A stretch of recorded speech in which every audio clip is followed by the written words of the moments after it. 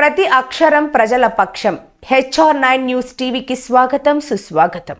కడప జిల్లా బద్వేలు నియోజకవర్గం వ్యాప్తంగా జరిగినటువంటి ఫ్రీ హోల్డ్ భూముల అక్రమ భూదందాపై సిట్టింగ్ జడ్జితో విచారణ జరిపించాలి. CPI ML liberation party demand free hold భూముల అక్రమ దందాలో పాత్రధారులు, సూత్రధారులపై క్రిమినల్ కేసులు నమోదు చేయాలి.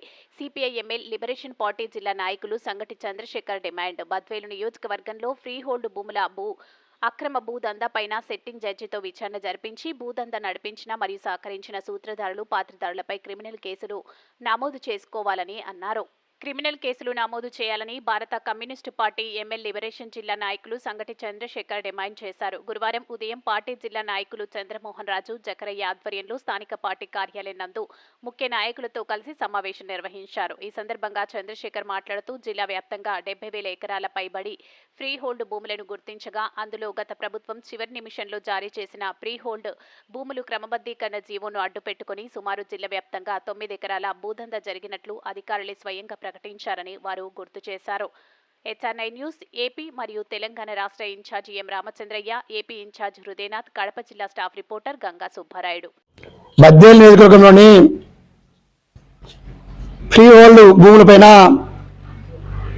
విచారణ చేపట్టాలని చెప్పేసి భారత కమ్యూనిస్టు పార్టీ ఎన్ఎల్ లిబరేషన్ ఆధ్వర్యంలో జిల్లా అధికారులను డిమాండ్ చేస్తున్నాము. ఈరోజు కడప జిల్లాలో 136,000 ఎకరాల భూమి ఉంటే అందులో 76,275 ఎకరాలు ఫ్రీ హోల్డ్కు ఇచ్చారని చెప్పేసి సమాచారం ఉంది.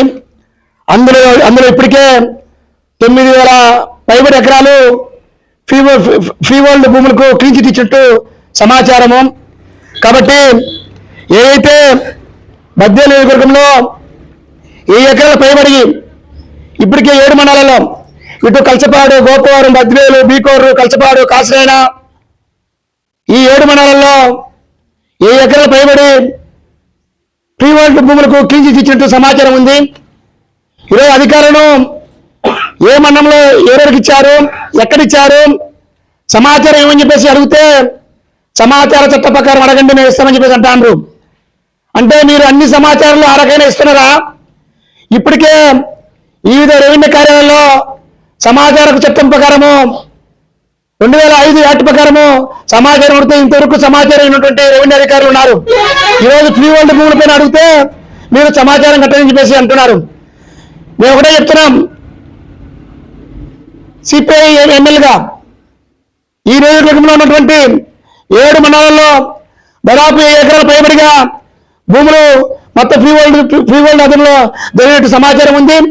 దానిపైన 7 మండలంలో ఉన్నటువంటి రెవెన్యూ అధికారులు, తహసీల్దారులు ఏ మండలంలో ఎవరికి కేటాయించారు, ఏ గ్రామంలో ఎవరికి ఇచ్చారు, వాళ్ళ పేర్లు ఏంటనేటువంటి రెవెన్యూ అధికారులే శేషపత్రం విడుదల చేయాలని చెప్పేసి డిమాండ్ చేస్తున్నాం. ఈరోజు ఇంకా 10-20 సంవత్సరాలు పోతే రాబోయేటువంటి రోజుల్లో ఈ నియోజకవర్గంలో దళితులకు, అదేవిధంగా గిరిజనులకు, బీసీలకు భూములు ఉన్నటువంటి పరిస్థితి కానరాదు. ఈరోజు డబ్బులు దగ్గరనే భూములు ఉంటాయని చెప్పేసి స్పష్టంగా ఈ ఫ్రీ హోల్డ్ ద్వారా అర్థమవుతుంది.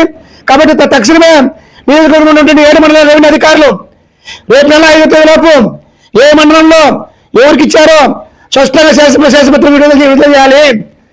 విడుదల చేసి మీ నిజాయితీ మీరు నిరూపించుకోవాల్సిన అవసరం ఉంది. మేము ఒకటే చెప్తున్నాం, ఈరోజు గత ప్రభుత్వంలో మొత్తం ఇచ్చిన విడిగా భూ అక్రమాలు జరిగాయి. అధికార పార్టీని అడ్డపెట్టుకొని కొంతమంది రెవెన్యూ డివిజన్ అధికారులతో పాటు కొంతమంది రెవెన్యూ అధికారులు వేలాది రూపాయలు, లక్షలాది రూపాయలు ముడుపులు తీసుకొని వాళ్ళు ఇష్టం వచ్చినట్టు వాళ్ళ సొంత భూములైనట్టు రాసిచ్చినట్టు ఈరోజు ఫ్రీ హోల్డ్కు మొత్తం భూములు అప్పగించినట్టు పక్కా సమాచారం ఉంది. దీనిపైన పూర్తి స్థాయి సమాచారాన్ని సేకరిస్తాం. జిల్లా కలెక్టర్ గారికి దీనిపైన నివేదిక సమర్పించి మొత్తం ఈ నియోజకవర్గంలో భూ అక్రమాలపైన, అదేవిధంగా గోల్మాలపైన సిట్టింగ్ జడ్జితో విచారణ జరిపించి ఎవరైతే తప్పు చేసినటువంటి రెవెన్యూ అధికారుల్లో వాళ్ళందరినీ శిక్షించాలని చెప్పేసి డిమాండ్ చేస్తున్నాం.